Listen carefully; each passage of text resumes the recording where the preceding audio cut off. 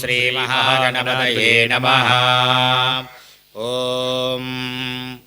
शन्नो मित्रः शं वरुणः सन्नो भवत्वर्यमा सन्न इन्द्रो बृहस्पतिः सन्नो विष्णुरुक्रमः। नमो ब्रह्मणे नमस्ते वायो त्वमेव प्रत्यक्षं ब्रह्मासि त्वमेव प्रत्यक्षं ब्रह्म वदिष्यामि ऋतं वदिष्यामि सत्यं वदिष्यामि तन्मामवधो तद्वक्तारमवधो अवधु माम् अवधवक्तारम्। ॐ शान्तिः शान्तिः शान्तिः। शिक्षां व्याख्यास्यामः वर्णस्वरः मात्राबलं सामसन्धानः इत्युक्तः शिक्षाध्यायः। सहनौ यशः सहनौ ब्रह्मवर्चसम् अथातः संहिताया उपनिषदं व्याख्यास्यामः। पञ्चस्वधिकरणेषु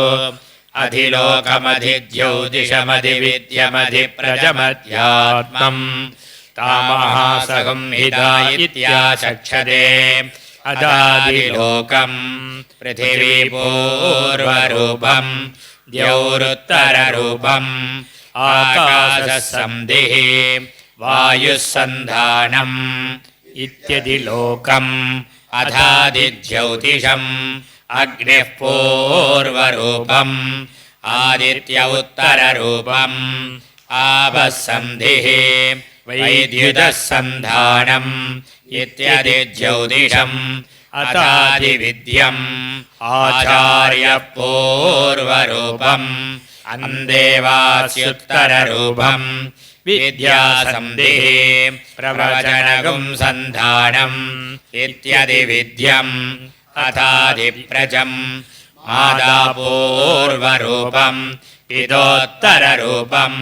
प्रजासन्धिः प्रवचनगुं सन्धानम् इत्यधिप्रजम् अथाध्यात्मम् अधराहनुपूर्वरूपम् उत्तराहनुत्तररूपम् वाक्सन्धिः जिह्वासन्धानम् इत्यध्यात्मम् इति महासंहिताः। एवमेतामहासंहिता व्याख्याता वेदा सन्धीयते प्रजया पशुभिः ब्रह्मवर्चसेनान्नाद्येन सुवर्गेण लोकेन यच्छन्दसा मृडभो विश्वरूपः छन्दोभ्योऽद्यमृतात् सम्बभूव समेन्द्रो मेधया स्पृणोदो अमृतस्य देवधारणो भूयासम् शरीरं मे विचर्षणम् जिह्वा मे मधुमत्तमा कर्णाभ्यां भूरिविश्रवम् ब्रह्मणः कोशोऽसि मेधया पिहितः श्रुतं मे गोपाय आवहन्ति विदन्वाना कुर्वाणा क्षीरमात्मनः वासागुंसि मम गावश्च अन्नपाने च सर्वदा ततो मे श्रियमावह लोमसां पशुभिः सह स्वाहा कामायं दुर्ब्रह्मचारिणः स्वाहा विमायं दुर्ब्रह्मचारिणः स्वाहा प्रमायं दुर्ब्रह्मचारिणः स्वाहा तमायं दुर्ब्रह्मचारिणः स्वाहा समायं दुर्ब्रह्मचारिणः स्वाहा ईशो जने सानि स्वाहा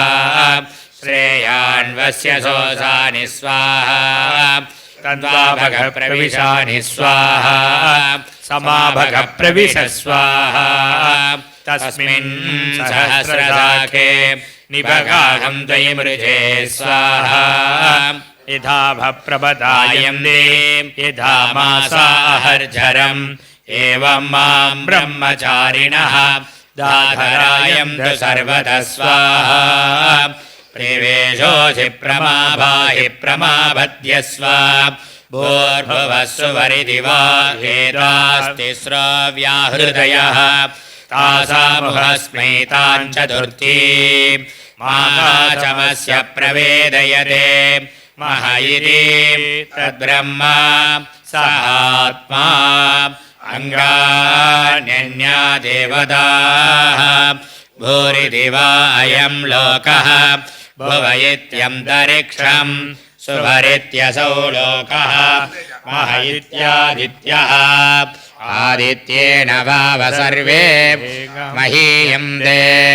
भूरिति वा अग्निः भुव इति भानुः सुभरित्यादित्यः मह इति चन्द्रमाः चन्द्रमसा वाव सर्वाणि ज्योतिगुंसि महीयन्ते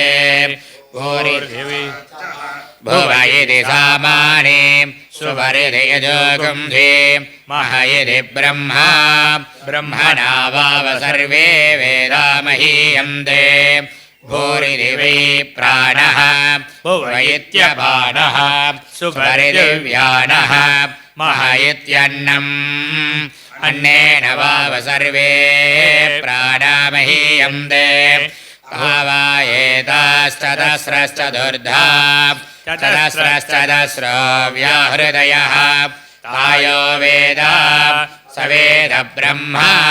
सर्वेऽस्मै देवा बलिमावहन्ति स य एषोऽन्तर्हृदय आकाशः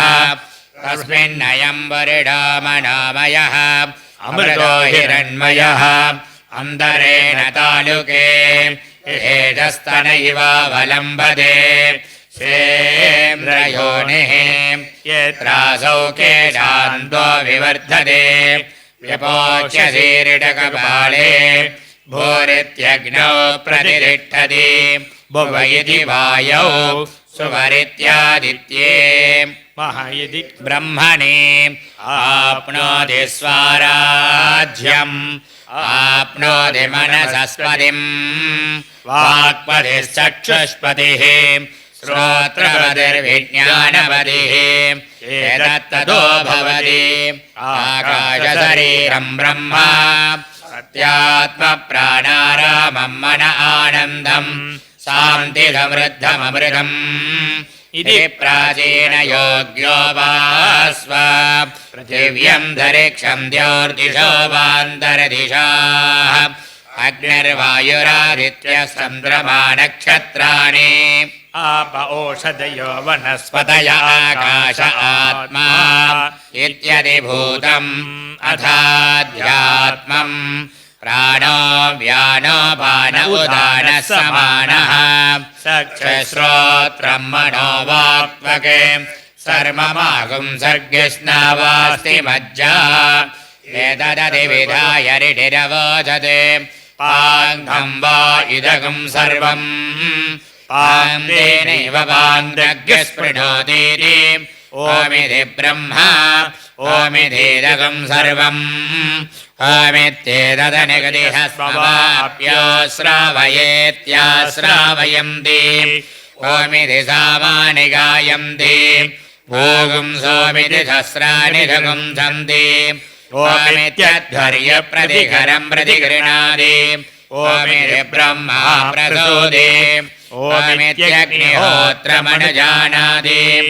ओमिति ब्राह्मण प्रवक्षन्नाः ब्रह्मोपाप्नवानीति ब्रह्मैवोपाप्नोति ऋतं च स्वाध्याय प्रवचने च सत्यं च स्वाध्याय प्रवचने च तपश्च स्वाध्याय प्रवचने च धमश्च स्वाध्याय प्रवचने च समश्च स्वाध्याय प्रवचने च अग्नियश्च स्वाध्याय प्रवचने च अग्निहोत्रं च स्वाध्याय प्रवचने च अतिथयश्च स्वाध्याय प्रवचने च मानुषं च स्वाध्याय प्रवचने च प्रजा च स्वाध्याय प्रवचने च प्रजनश्च स्वाध्याय प्रवचने च प्रजातिश्च स्वाध्याय प्रवचने च सत्यमिति सत्यवचाराधीतरः तपैजतमो नित्यपौरसृष्टिः स्वाध्याय प्रवचने ये वेदिना कामोद्गल्यः तद्धितपस्तद्धितपः अहं ऋक्कस्य रेरिव कीर्तिपृष्ठं गिरेरिव ऊर्ध्वपवित्रो वाजिनीव स्वमृतमस्मि प्रवीणकुं सुवर्चदम् सुमेधा अमृतोक्षितः इति त्रिजङ्गोर्वेदानुवचनम् वेदमनोच्याचार्योन् देवाधीनमनुशास्ति सत्यं वद धर्मं चर स्वाध्यायान्मा प्रमदः आचार्याय प्रियं धनमाहृत्य प्रजाधनं मा व्यवच्छेत्सीः सत्यान्न प्रबदितव्यं धर्मान्न प्रबदितव्यं कुशलान्न प्रबदितव्यं भूतेन प्रबदितव्यं स्वाध्याय प्रवचनाभ्यान्न प्रबदितव्यं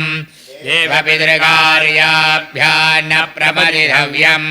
मातृदेवो भव पितृदेवो भव आचार्यदेवो भव अतिथिदेवो भव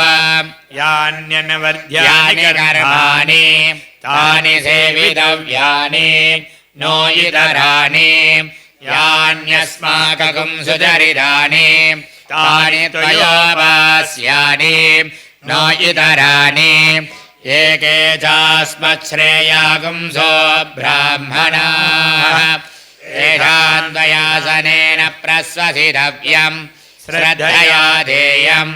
अश्रद्धया देयम् श्रिया देयम् क्रिया देयम् भिया देयम् संविदा देयम् अथ यदि ते कर्म विचिकित्सा वा वृत्तविचिकित्सा वा स्यात्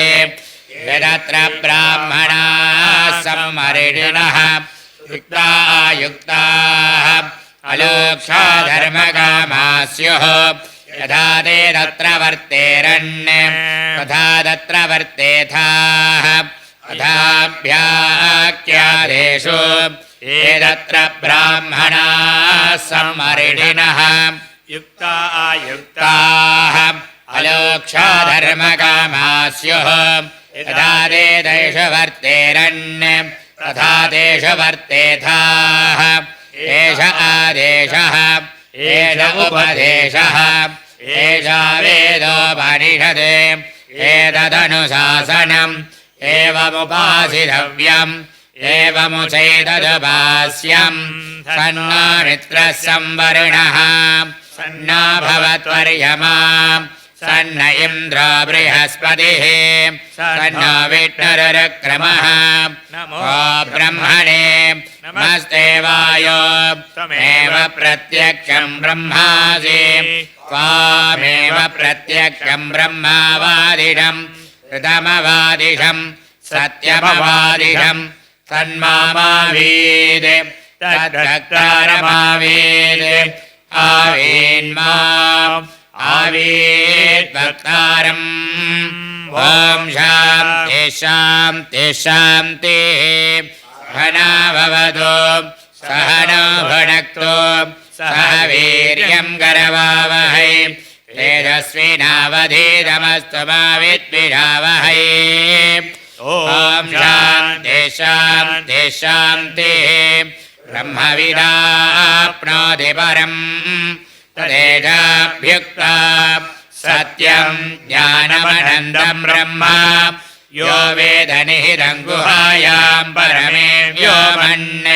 सोऽष्टुते सर्वान् कामान् सः ब्रह्मणा विभश्चिदेति तस्मात् त्वा एतस्मादात्मन आकाशः सम्भूतः आकाशाद् वायुः वायोरग्निः अग्निरापः अद्यः पृथिवी पृथिव्या ओषधयः ओषधीभ्योऽन्नम् अन्नात् पुरुषः सवा एडपुरुषोन्नरसमयः तस्येदमेव शिरः अयं दक्षिणपक्षः अयमुत्तरपक्षः अयमात्मा इदं बुच्छं प्रदिष्टा तदप्येष श्लोको भवति अन्नाद्वे प्रजा प्रजायन्ते स पृथिवीगश्रिताः अथो अन्नेनैव जीवन्ति अथैन दमयन्त्यन्त्यदः अन्नगम्यभूतानां ज्येष्ठम् तस्मात् सर्वौषधमुच्यते सर्वं वैदेन्नमाप्नुवन्ति येन्नं ब्रह्मोपासते अन्नगम्यभूतानां ज्येष्ठम् तस्मात् सर्वौषधमुच्यते अन्नात् भूतानि जायन्ते जातान्यन्नेन वर्धन्ते अद्यतेति च भूतानि तस्मादन्नं तदुच्यत इति तस्मात् एतस्मादन्नरधमयात् अन्योऽन्तर आत्मा प्राणमयः तेनैडपूर्णः स वा एडपुरुषविध एव तस्य पुरुषविधताम् अन्वयं पुरुषविदः तस्य प्राण एव शिरः व्यानो दक्षिणपक्षः अपान उत्तरपक्षः आकाश आत्मा पृथिवीमुच्चं प्रदिष्टा तदप्येष श्लोको भवति प्राणं देवा अनुप्राणं दे मनुष्या पशवश्च ये प्राणो हि भूतानामायुः तस्मात् सर्वायुषमुच्यते सर्वमेव आयुर्यन्ति ये प्राणं ब्रह्मोपासते प्राणो हि भूतानामायुः तस्मात् सर्वायुषमुच्यत इति तस्यैष एव शारीर आत्मा यः पूर्वस्य तस्मात् एतस्मात् प्राणमयात् अन्योऽन्तर आत्मा मनोमयः तेनैडपूर्णः स वा एष पुरुषविध एव तस्य पुरुषविधताम् अन्वयं पुरुषविदः तस्य यजुरेव शिरः ऋग्दक्षिणपक्षः सामोत्तरपक्षः आदेश आत्मा अथर्वाङ्गिरसः पुच्छं प्रदिष्टा तदप्येष श्लोको भवति यतो वाचो निवर्तन्ते अप्राप्य मनसा सह आनन्दं ब्रह्मणो विद्वान् न विवेदि कदाचनेति यस्यैष एव शारीर आत्मा यः पूर्वस्य तस्मात् एतस्मान् मनोमयात् अन्योऽन्तर आत्मा विज्ञानमयः तेनैडपूर्णः स वा एष पुरुषविध एव तस्य पुरुषविधताम् अन्वयं पुरुषविदः तस्य श्रद्धैव शिरः ऋतं दक्षिणपक्षः सत्यमुत्तरपक्षः योग आत्मा महपुच्छं प्रदिष्टा तदप्येष श्लोको भवति विज्ञानं यज्ञं तनुते कर्माणि तनुते विधा विज्ञानं देवाः सर्वे ब्रह्मज्येष्ठमुपासते विज्ञानं ब्रह्म चेद्वेद तस्माच्चेन्न प्रमाद्यते शरीरे पाप्मनो हित्वा सर्वान् कामान् समश्नुत इति तस्यैष एव शारीर आत्मा यः पूर्वस्य तस्मात् एतस्मात् विज्ञानमयात् अन्योऽन्तर आत्मानन्दमयः तेनैडपूर्णः स वा एष पुरुषविद एव तस्य पुरुषविधताम् अन्वयं पुरुषविदः तस्य मेव शिरः मोदो दक्षिणपक्षः प्रमोद उत्तरपक्षः आनन्द आत्मा ब्रह्मपुच्छं प्रदिष्टा तदप्येष श्लोको भवति सन्नेव स भवति असद्ब्रह्मेति वेद चेत् अस्ति ब्रह्मेति चेद्वेद सन्दमेनं ततो विदुरिति तस्यैष एव शारीर आत्मा यः पूर्वस्य अथादो न प्रश्न्याः उदा विद्वानमल्लोकं प्रेत्य कश्चन गच्छति आहो विद्वानवल्लोकं रेत्या कश्चित् समस्तुता सोऽकामयताम् अहस्यां प्रजायेति सदबोधप्यतां सदपस्तप्त्वा इदगुं सर्वमसृजत यदिदं किञ्च तत्सृष्ट्वा तदेवानुप्राविशते तदनुप्रविश्य स च त्यच्च भवते निरुक्तं च निरुक्तं च निलयनं च निलयनं च विज्ञानं च विज्ञानं च सत्यं च नृतं च सत्यमभवते यदिदं किञ्च तत्सत्यमित्याचक्षते तदप्येधश्लोको भवति असत्वा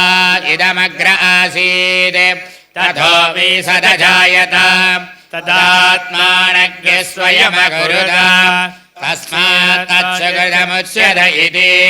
यद्वै तत्सुकृतं रसो वै सः रसज्ञ्येवायं लब्ध्वानन्दे भवति कोऽस्येवान्यात् प्राण्यात् देश आकाश आनन्दो न स्यात् वेदक्येवानन्दयाति यदाक्येवैष एतस्मिन्न दृश्येनात्मे निरुक्ते निलयने भयं प्रतिष्ठां विन्दते भयं गतो भवति यदाक्येवैष एतस्मिन्नुदरमन्तरं कुरुते तदस्य भयं भवति तत्त्वेव भयं विदुषामन्वानस्य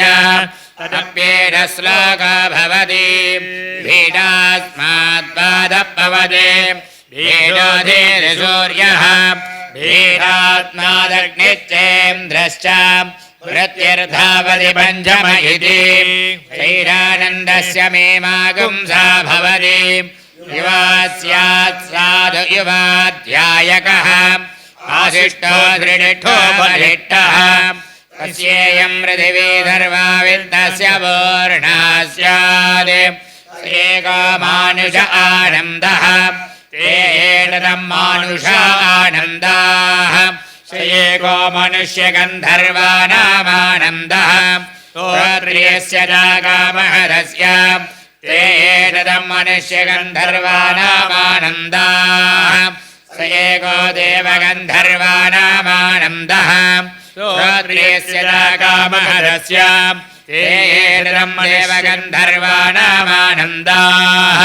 स एकं पितॄणां चिरलोकलोकानामानन्दः श्रोत्रियस्य जागामहरस्य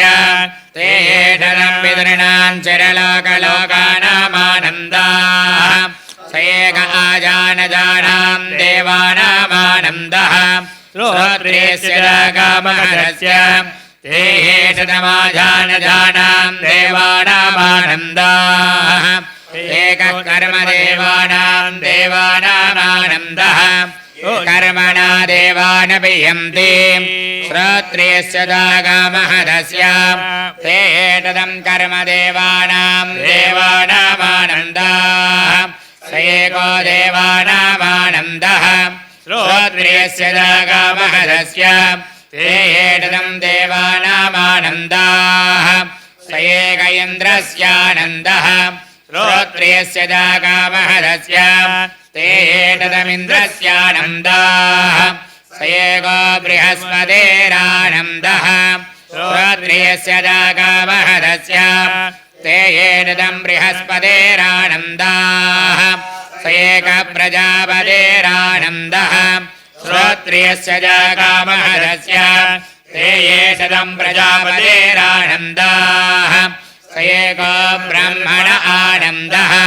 श्रोत्रियस्य जागामहरस्य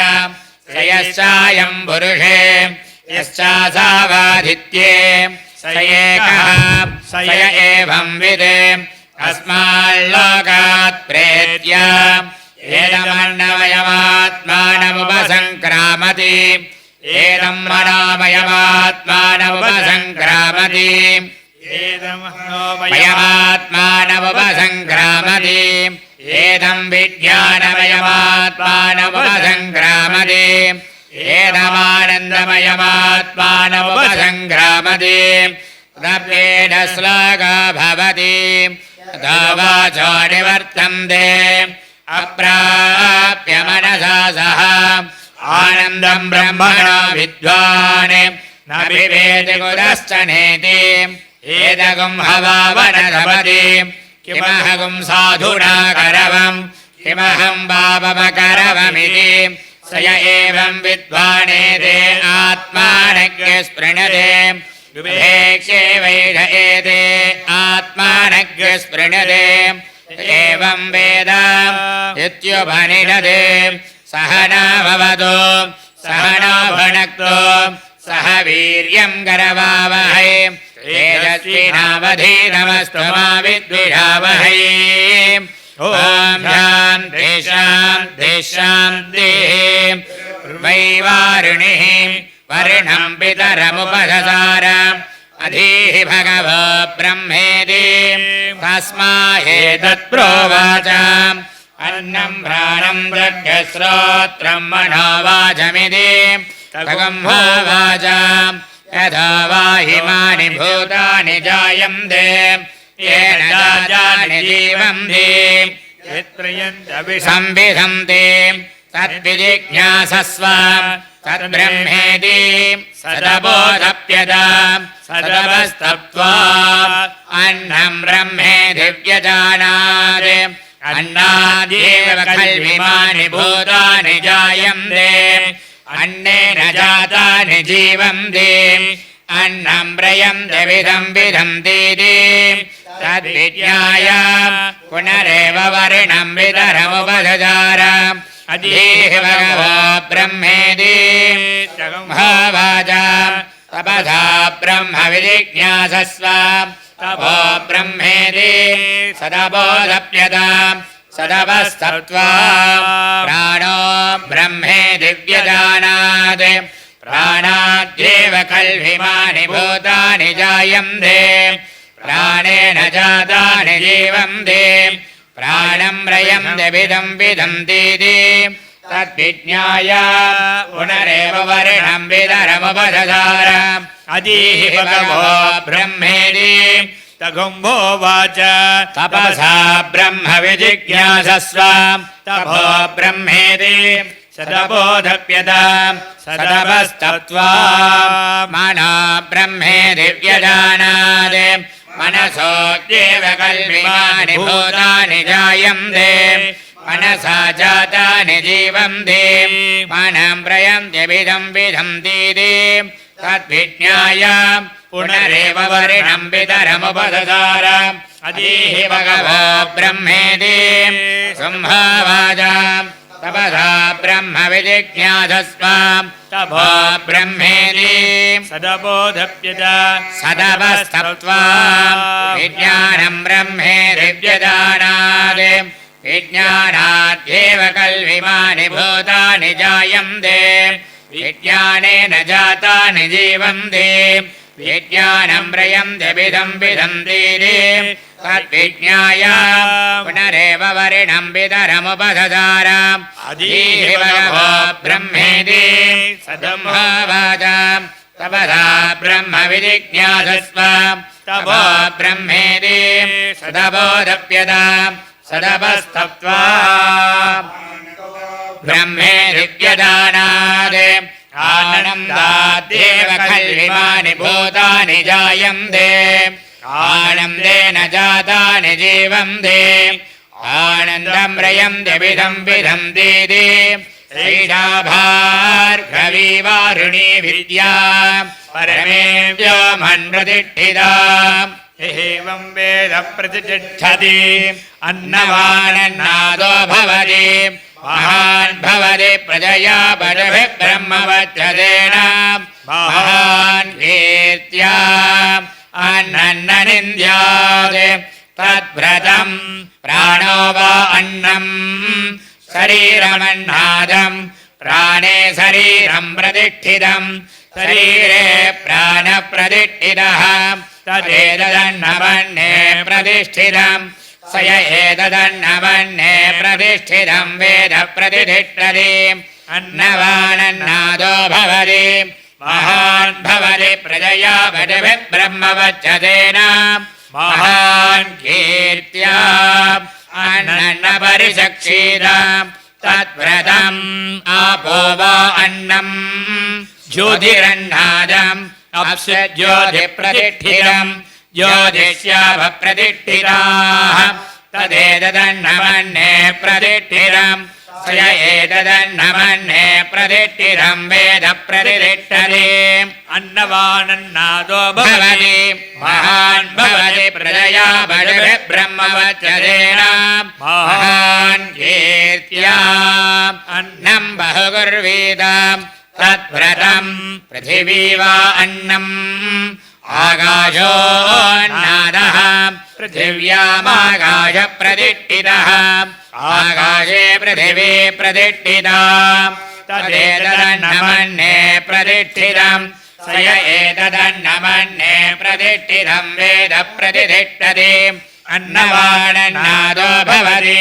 महान् भवति प्रजया वटभिः ब्रह्मवच्चतेन महान् कीर्त्या न कञ्चन वसतो प्रत्याचक्षेत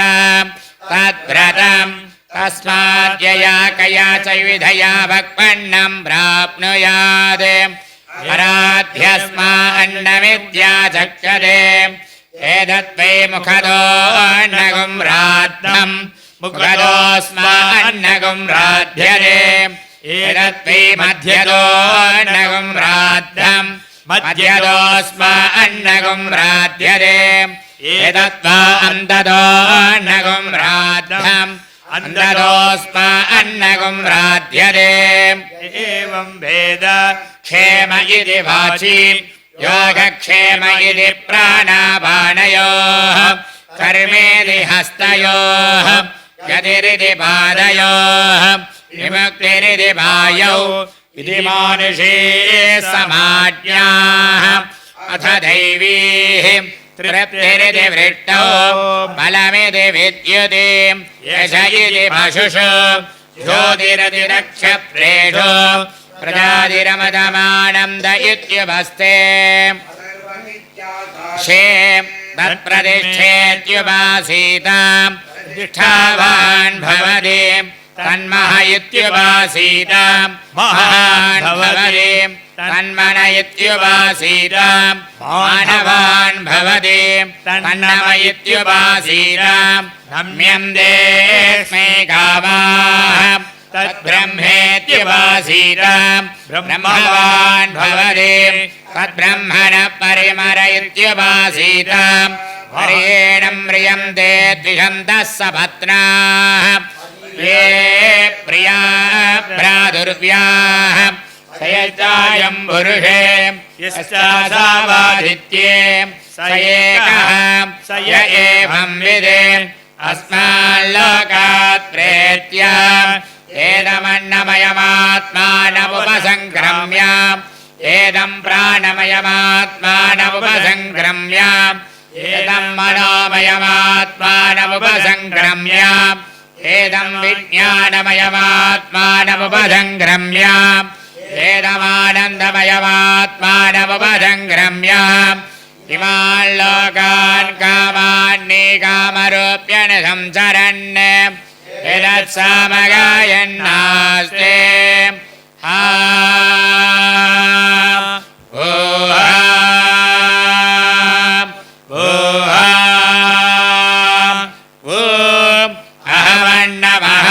अहमन्नमहमन्नमहमन्नम् अहमन्नादो नादो अहमन्नादः अहग्यश्लोकगदहग्यश्लोकगदहग्यश्लोकगदे अहमस्मि रथमचारुदास्य पूर्वं देवेभ्यो अमृतस्य भायि यो माददानि देवमा अहमन्नमन्नमदन्तमा अहं विश्वम्भुवनमभ्यभवाम् सुवर्णज्योतिः एवं वेद इत्युपनिषदे सहना भवतु सह नो भुनक्तु सह वीर्यं करवावहै तेजस्विनावधीतमस्तु मा विद्विषावहै ॐ शान्ति शान्ति शान्तिः